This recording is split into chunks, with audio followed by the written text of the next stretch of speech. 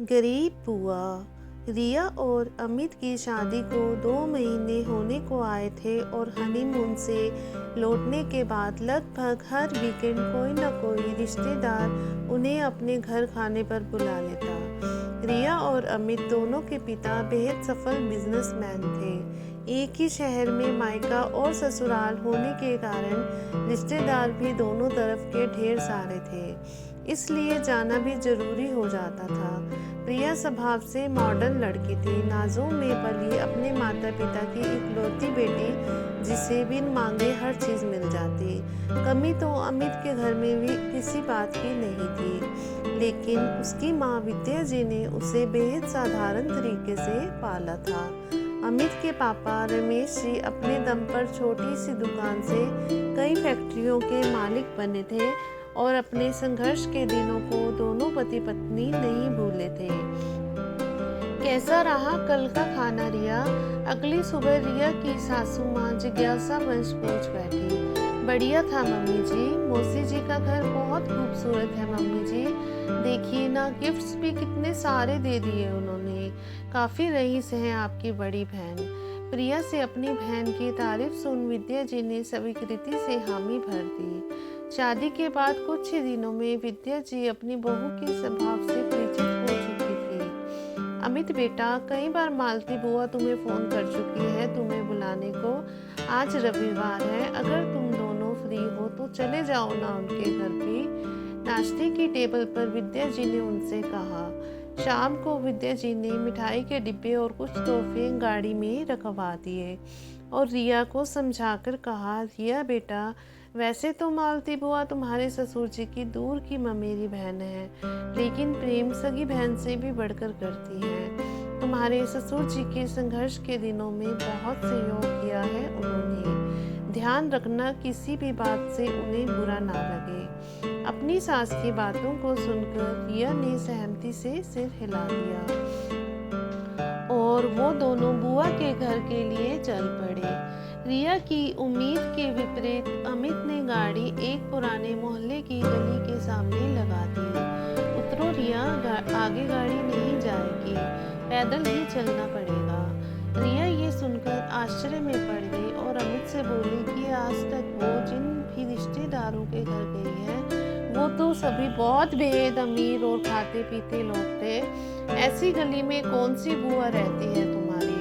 अमित बोला, हमें तो बहुत ही प्यारी है हमारी बुआ, और उन्हीं की गोद में खेल कूद कर बड़ा हुआ हूँ मैं रिया। अमित की बात सुन रिया ने कोई जवाब तो नहीं दिया, लेकिन रिया को इस तरह गंदी गली में पैदल चलना बिल्कुल भी रास नहीं आ रहा था।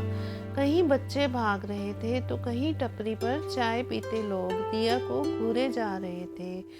मालती बुआ ने जब अमित और रिया को अपने दरवाजे पर देखा तो वो खुशी से बावली हो गई और अंदर जाकर आरती की थाली ले आई। नए जोड़े की आरती उतार ढेरों आशीर्वाद देकर उन्हें अंदर बुलाया। साफ सुथरा 2 कमरों का छोटा सा मकान था बुआ जी का। 4 कुर्सियां और एक टेबल लगा हुआ था। मेहमानों के लिए बैठक उस कमरे के कोने में थी। बुआ जी ने दोनों को वहीं पर बिठाया। तब तक फूफा जी भी आ गए। रिया को छोटे से घर में बहुत ही ज्यादा घुटन हो रही थी, जो कि उसके चेहरे पर साफ झलक रही थी। बार बार पसीना पोंछती रिया के चेहरे पर नाराजगी देख अमित ने इशारा भी किया, लेकिन नाराज रिया ने नजरअंदाज कर दिया। बुआ जी ने अपने हाथों से बनाया स्वादिष्ट खाना थाली में परोसकर ले आई, जिसे अमित ने तो खूब स्वाद से खाया, तो वहीं रिया ने बेमन से 1-2 और खाकर खाना छोड़ दिया। क्या हुआ बहू, खाना पसंद नहीं आया क्या? रिया को बेमन से खाते देख बुआ जी पूछ बैठी। नहीं बुआ जी, इसकी तबीयत ठीक नहीं है, बस इसलिए, और कुछ नहीं। अमित ने तब तक तो बात संभाल ली, लेकिन वापसी में गाड़ी में बैठते ही अमित नाराज हो गया। ये क्या तरीका है रिया? आज तक तो तुम हर जगह अच्छे से पेश आई, फिर आज ऐसा व्यवहार क्यों किया? कितना बुरा लगा होगा ना बुआ जी को? और मुझे तो बुरा लगा, उसका क्या? रिया ने कहा। गंदी गली में कभी नहीं गई और ना ही एक ऐसे छोटे से घर में। इतनी गर्मी में 2 कमरों के मकान में मुझे बहुत ही ज़्यादा घुटन हो रही थी। मैं कह देती हूँ तुम्हें कि आज के बाद ऐसे किसी भी रिश्तेदार के घर मुझे ले जाने की सोचना भी मत। हाँ, अगर तुम्हें जाना हो तो तुम शौक से जा सकते हो। रिया का गुस्सा देख अमित समझ गया कि अभी कुछ भी कहना मतलब बात बढ़ाना है। घर पर रिया और अमित का उतरा चेहरा देख विद्या जी ने अनुभवी आंखों ने सब भांप लिया। जिस बात का डर था वही हुआ। मन ही मन में विद्या जी बुदबुदाई, क्या बात है रिया, सब ठीक है ना?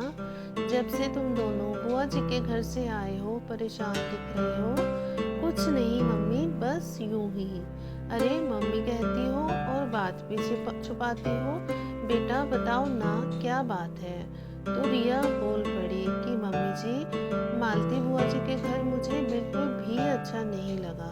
छोटी सी गली और बेहद छोटा मकान, मुझे घुटन हो रही थी और इसी बात पर अमित और मुझ में बहस हो गई। लेकिन रिया बेटा, जब तुमने बुआ जी की आलोचना में कंजूसी नहीं की, तब उनकी तारीफ में कंजूसी क्यों कर रही हो? क्या मतलब मम्मी जी? मतलब यह बेटा कि तुम्हें वो छोटी गली और छोटा घर तो दिख गया, लेकिन क्या बुआ जी का बड़ा दिल नहीं दिखा? उनका प्रेम और आदर नहीं दिखा? तुम बच्चों के लिए वो गठिया के दर्द में भी भाग भाग कर गरम गरम फुलके से खिलाते उनके चेहरे की वो खुशी नहीं दिखी? मासी जी के घर की शान और शौकत और उनके कुक के हाथों के बने खाने की तुमने इतनी तारीफ की, तो फिर बुआ जी के मेहनत से बनाए खाने की तारीफ में कंजूसी क्यों कर रही हो बेटा? देखो रिया, रिश्ते रुपए पैसों से नहीं बल्कि दिल से निभाए जाते हैं, क्योंकि जो रिश्ते छोटी शान शौकत पर टिके होते हैं उनकी उम्र छोटी होती है। बेटा, मायने नहीं रखता किसी के घर के महंगे झूमर, कालीन और सोफे, बल्कि मायने यह रखता है कि स्वागत करने वाला आपको देखकर कितना खुश होता है। और यह बात तो तुम अच्छे से महसूस कर पा रही होगी। मालती बुआ से बस हमारा रिश्ता दिल का है और तुम हमारे घर की इकलौती बहू हो, तो जो रिश्ता हमारे लिए खास है वो तुम्हारे लिए भी खास होना चाहिए। इतनी आशा तो हम तुमसे कर ही सकते हैं ना? सास की बात सुनकर रिया शर्मिंदा हो गई। आप सही कह रही हो मम्मी जी। बुआ जी का घर चाहे छोटा था, लेकिन उनका दिल बहुत ही बड़ा था। मैं नादान थी जो जिंदगी की चमक दमक में ऐसी खो गई कि असली रिश्तों की पहचान ही भूल गई। लेकिन मैं वादा करती हूँ कि आगे से इन कीमती रिश्तों की हिफाजत मैं अपनी जान से भी बढ़कर करूँगी। रिया की बातें सुनकर विद्या जी ने उसे गले से लगा लिया। समय रहते रिया को रिश्तों की समझ आ गई। इससे बढ़कर खुशी विद्या जी के लिए और क्या हो सकती थी। कैसी लगी आपको हमारी ये कहानी? अगर आपको हमारी कहानी थोड़ी सी भी अच्छी लगी हो तो कहानी को लाइक कर दीजिएगा, शेयर कीजिएगा एंड चैनल को सब्सक्राइब करना बिल्कुल मत भूलिएगा। धन्यवाद।